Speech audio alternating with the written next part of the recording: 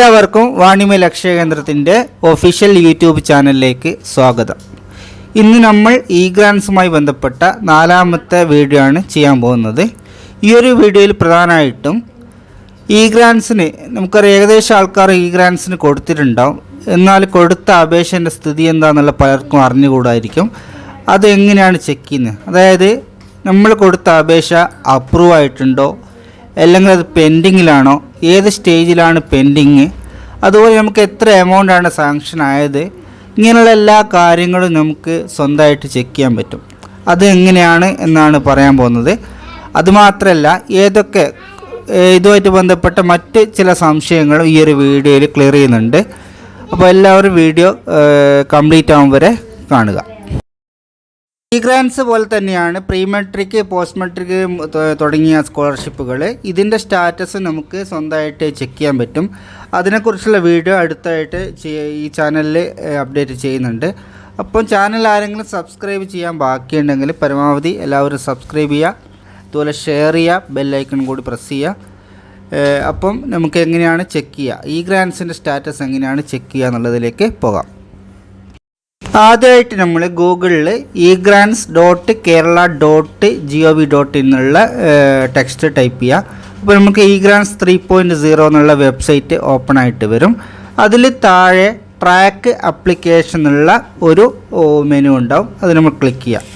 Click ചെയ്യുമ്പോൾ നമ്മുടെ ആധാർ നമ്പറും അതുപോലെ ഡേറ്റ് ഓഫ് ബർത്തും എൻട്രി ചെയ്യാൻ വേണ്ടി ആവശ്യപ്പെടും. അപ്പോൾ കറക്റ്റായിട്ട് ആധാർ നമ്പറും ഡേറ്റ് ഓഫ് ബർത്തും എൻ്റർ ചെയ്ത് കൊടുക്കുക. അതിനുശേഷം ട്രാക്ക് ആപ്ലിക്കേഷൻ എന്നുള്ള ബട്ടൺ ക്ലിക്ക് ചെയ്യുക.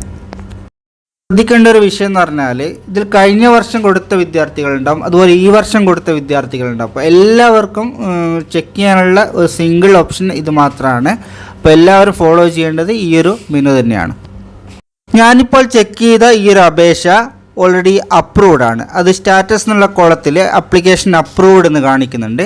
ഇനി അഥവാ ഇത് പെൻഡിങ് ആണെങ്കിൽ ആപ്ലിക്കേഷൻ ലൊക്കേഷൻ എന്നുള്ള ആ കോളത്തിൽ ഏത് സ്ഥലത്താണ് ആ ആപ്ലിക്കേഷൻ പെൻഡിങ് എന്നുള്ളത് നമുക്ക് കാണിച്ചു തരും. ഫോർ എക്സാമ്പിൾ അത് നമ്മൾ പഠിക്കുന്ന സ്ഥാപനത്തിലാണെങ്കിൽ ആ സ്ഥാപനത്തിൻ്റെ പേര് അവിടെ കാണിക്കും.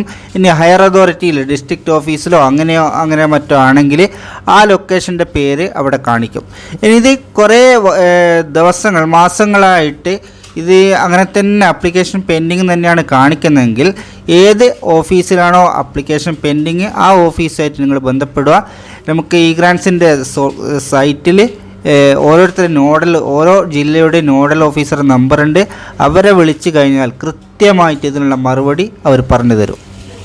ഇതിൽ കൊടുത്ത ഈ ഒരു അപേക്ഷയുടെ കേസിൽ ഈ ആപ്ലിക്കേഷൻ ഓൾറെഡി അപ്രൂവ്ഡ് ആണ്. അപ്പോൾ എത്ര എമൗണ്ട് നമുക്ക് ട്രാൻസ്ഫർ ആയിട്ടുണ്ട് അതിന് ഡീറ്റെയിൽസ് അറിയണമെങ്കിൽ ക്ലെയിം ഡീറ്റെയിൽസ് എന്നുള്ള കോളത്തിന് താഴെ വ്യൂ എന്നുള്ളൊരു മെനു കാണാം. അത് ക്ലിക്ക് ചെയ്ത് കഴിഞ്ഞാൽ പിന്നെ നമ്മുടെ അക്കൗണ്ടിലേക്ക് ഏതൊക്കെ ഡേറ്റിൽ എത്ര എമൗണ്ട് ട്രാൻസ്ഫർ ആയിട്ടുള്ള കൃത്യമായിട്ടുള്ള ഡീറ്റെയിൽസ് അവിടെ ഉണ്ടാവും. ഓരോ ലൈൻ ബൈ ലൈനായിട്ട് അതിൻ്റെ സ്റ്റാറ്റസ് അവിടെ കൊടുത്തിട്ടുണ്ടാവും. അപ്പോൾ അപേക്ഷിക്കുന്ന കുട്ടി ഏത് കാറ്റഗറിയിൽപ്പെട്ട ആളാണ്, ഇങ്ങനെയുള്ള എല്ലാ കാര്യങ്ങളും അതിൽ കൊടുത്തിട്ടുണ്ടാവും. അപ്പോൾ നിങ്ങൾക്കത് വെച്ച് ചെക്ക് ചെയ്ത് വെക്കാൻ പറ്റും. അപ്പോൾ ഒരു പോയിൻറ്റും കൂടി പറഞ്ഞിട്ട് നമ്മൾ ഈ ഒരു വീഡിയോ വൈൻഡപ്പ് ചെയ്യാണ്. നമ്മളിനി പറയാൻ പോകുന്നത് ഏതൊക്കെ കോഴ്സ് ഏതൊക്കെ കോളേജിൽ ഉള്ള കോഴ്സുകൾക്കാണ് ഇ ഗ്രാൻസിന് അപേക്ഷിക്കാൻ പറ്റുക എന്നുള്ളതാണ്. അപ്പോൾ അതിൽ നമ്മൾ ആദ്യമായിട്ട് ശ്രദ്ധിക്കേണ്ട ഒരു വിഷയം എന്ന് പറഞ്ഞാൽ ഓൾമോസ്റ്റ് 99% കോഴ്സുകളും ഇ ഗ്രാൻസിൻ്റെ അണ്ടർ പരിധിയിൽ വരുന്നതാണ്. അപ്പോൾ നമ്മൾ അത് അറിയാൻ വേണ്ടിയിട്ട് egrants.kerala.gov.in/list-of-courses.spx എന്നുള്ള വെബ്സൈറ്റ് കയറി കഴിഞ്ഞാൽ ആ കോഴ്സിൻ്റെ ലിസ്റ്റ് അവിടെ കാണിക്കും. ആ കോഴ്സിൻ്റെ മുകളിൽ ക്ലിക്ക് ചെയ്യുമ്പം അത് ഏതൊക്കെ കോളേജിലാണ് ആ കോഴ്സ് ഇപ്പം നിലവിലുള്ളത് എന്നുള്ളതും അതിൽ കാണിക്കും. അപ്പോൾ ഈ കോഴ്സുകൾ പല ഗ്രൂപ്പുകളായിട്ടാണ് തിരിച്ചിട്ടുള്ളത്.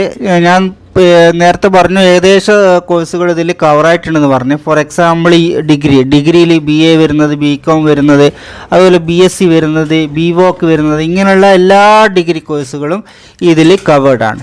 ഇനി രണ്ടാമത് ഡിപ്ലോമ കോഴ്സുകൾ ഒരുപാടുണ്ട്.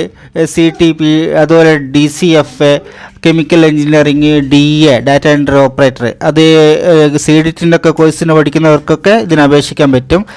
അതുപോലെ DED, അതുപോലെ DTPM, diploma in clinical pathology, അങ്ങനെ ഏതൊക്കെ ഡിപ്ലോമ ഉണ്ടോ, ഡിപ്ലോമ ഇൻ DTP, ഇതിലൊക്കെ ഒക്കെ പഠിക്കുന്നവർക്ക് ഇതിന് അപേക്ഷിക്കാൻ പറ്റും.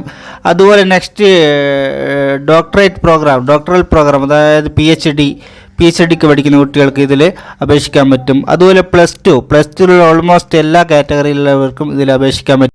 അതുപോലെ പോളിടെക്നിക്കിന് പഠിക്കുന്ന വിദ്യാർത്ഥികൾ, for example computer engineering, computer application, അതുപോലെ ഓഡിയോഗ്രാഫി, ആർക്കിടെക്ചർ, അപ്ലൈഡ് ഇലക്ട്രോണിക്സ് തുടങ്ങിയ പോളിയിൽ ആയിട്ട് ബന്ധപ്പെട്ട എല്ലാ കോഴ്സുകൾക്കും ഈ ഒരു കവറേജ് ലഭിക്കുന്നുണ്ട്. ഇനി PGക്ക് പഠിക്കുന്ന വിദ്യാർത്ഥികൾ, അത് MA ആയാലും അതുപോലെ MD ആയാലും LLM ആയാലും ഇങ്ങനെയുള്ള എല്ലാ കോഴ്സുകൾക്കും ഇത് കവറാവുന്നുണ്ട്. ഇനി അടുത്ത് നോക്കുന്നതാണെങ്കിൽ MCA, അതുപോലെ എൻജിനീയറിംഗ് കോഴ്സ്, ഇങ്ങനെയുള്ള പ്രൊഫഷണൽ കോഴ്സുകൾക്കൊക്കെ ഇത് കവറാകുന്നുണ്ട്. MPhilന് കവറാകുന്നുണ്ട്, MSCക്ക് കവറാകുന്നുണ്ട്. ഇങ്ങനെയുള്ള എല്ലാ കോഴ്സുകൾക്കും ഇത് കവറാകുന്നുണ്ട്. നേരത്തെ പറഞ്ഞു B.Edന് പഠിക്കുന്ന വിദ്യാർത്ഥികൾക്ക് കൊടുക്കാം, അതുപോലെ BArcന് പഠിക്കുന്നവർക്ക് കൊടുക്കാം, BTechന് പഠിക്കുന്നവർക്ക് കൊടുക്കാം, അതുപോലെ MTechന് പഠിക്കുന്നവർക്ക് കൊടുക്കാം, BDSന് പഠിക്കുന്നവർക്ക് കൊടുക്കാം, LLB, MBBS, MEd, അതുപോലെ VHSCന് പഠിക്കുന്ന വിദ്യാർത്ഥികൾക്ക് കൊടുക്കാം. ഇങ്ങനെയുള്ള ഒട്ടുമിക്ക കോഴ്സിനും പിന്നെ ഇതിൽ കൊടുക്കാൻ പറ്റും. ഇനി അഥവാ നിങ്ങൾ ഫോർ എക്സാമ്പിൾ BSc മാത്തമാറ്റിക്സ് എന്നുള്ള ഒരു കോഴ്സ്, അത് നമ്മൾ ജസ്റ്റ് ക്ലിക്ക് ചെയ്യുമ്പം ഞാൻ ചെക്ക് ചെയ്ത് നോക്കാം. 1 സെക്കൻഡ്. BSc മാത്തമാറ്റിക്സ് നമ്മൾ ക്ലിക്ക് ചെയ്ത് കഴിഞ്ഞാൽ ആ മാത്തമാറ്റിക്സിൽ സ്കോളർഷിപ്പ് ലഭിക്കുന്ന എല്ലാ കോളേജിൻ്റെ ലിസ്റ്റ് അതിൽ വരും. ഓരോ ജില്ല തിരിച്ച് അതിൽ വരും. ഇനി നമ്മൾ പഠിക്കുന്ന സ്ഥാപനം ആ ലിസ്റ്റിലുണ്ടോ എന്ന് നോക്കാം. ആ ലിസ്റ്റിൽ ആ സ്ഥാപനം ഇല്ലെങ്കിൽ പേടിക്കൊന്നും വേണ്ട. നമ്മൾ നോഡൽ ഓഫീസർ, കോളേജിലെ പ്രിൻസിപ്പാൾ നോഡൽ ഓഫീസറായിട്ട് ബന്ധപ്പെട്ട് കഴിഞ്ഞാൽ ആ കോഴ്സ് അവർ ആഡ് ചെയ്ത് കൊടുക്കും. അഥവാ ഈ വർഷം നമ്മൾ ഈ പഠിച്ചുകൊണ്ടിരിക്കുന്ന വർഷം ആ കോഴ്സ് കോളേജിൽ ആഡായിട്ടില്ലെങ്കിൽ നമ്മൾ പേടിക്കൊന്നും വേണ്ട. അത് അടുത്ത വർഷത്തേക്ക് ആഡായിട്ടുണ്ടെങ്കിൽ അടുത്ത വർഷം നമുക്ക് അപേക്ഷ കൊടുക്കാൻ പറ്റും. അപ്പോൾ അതാണ് ഇതിൻ്റെ ഒരു പ്രത്യേകത. ബന്ധപ്പെട്ടുള്ള സൗകര്യത്തിന് വേണ്ടി കോളേജുകൾ പല തീരുമാനങ്ങളും പല സമയങ്ങളിൽ എടുക്കും. അത് വിദ്യാർത്ഥികൾ ഫോളോ ചെയ്യണം. ഫോർ എക്സാമ്പിൾ OEC വിദ്യാർത്ഥികൾക്ക് ചില കോളേജുകൾ ആദ്യം ഫീസ് വാങ്ങിക്കും, എന്നിട്ട് ഗ്രാൻസ് കിട്ടുമ്പോൾ ആ ഫീസ് തിരിച്ചു കൊടുക്കും. ചില കോളേജുകളിൽ OEC വിദ്യാർത്ഥികളുടെ അടുത്ത് ഫീസ് വാങ്ങിക്കില്ല. ഗ്രാൻസ് സ്കോളർഷിപ്പ് കിട്ടുമ്പോൾ കോളേജ് അതിൽ നിന്ന് ഈടാക്കുന്നതായിരിക്കും. ഇങ്ങനെയൊക്കെയാണ് ഫോളോ ചെയ്ത് വരുന്നത്. അപ്പോൾ കോമൺ ആയിട്ട് ഒരേ റൂളാണെങ്കിൽ കോളേജിന് അതിനുള്ള തീരുമാനം എടുക്കാനുള്ള റൈറ്റ്സ് ഉണ്ട്. അത് വിദ്യാർത്ഥികൾ മനസ്സിലാക്കുക. അതുപോലെ നമ്മൾ നിലവിൽ പഠിച്ചുകൊണ്ടിരിക്കുന്ന കോളേജിൽ നിന്ന് വേറൊരു കോളേജിലേക്ക് ട്രാൻസ്ഫർ ആവുകയാണെങ്കിൽ, ഓൾറെഡി ഗ്രാൻസിന് അപേക്ഷ കൊടുത്തിട്ടുണ്ടെങ്കിൽ അത് പുതിയൊരു കോളേജിലേക്ക് മാറുമ്പോൾ ക്യാൻസൽ ആവാനുള്ള സാധ്യത കൂടുതലാണ്. അത് എന്തായാലും നിങ്ങൾ പഠിക്കുന്ന സ്ഥാപനത്തിലെ പ്രിൻസിപ്പാളായിട്ടോ ഇനി അവർക്കതിലുള്ള ക്ലാരിഫിക്കേഷൻ വരുത്താൻ പറ്റുന്നില്ലെങ്കിൽ ജില്ലാ നോഡൽ ഓഫീസറെ ബന്ധപ്പെട്ടിട്ട് നിങ്ങളത് ക്ലിയർ ചെയ്യേണ്ടതാണ്.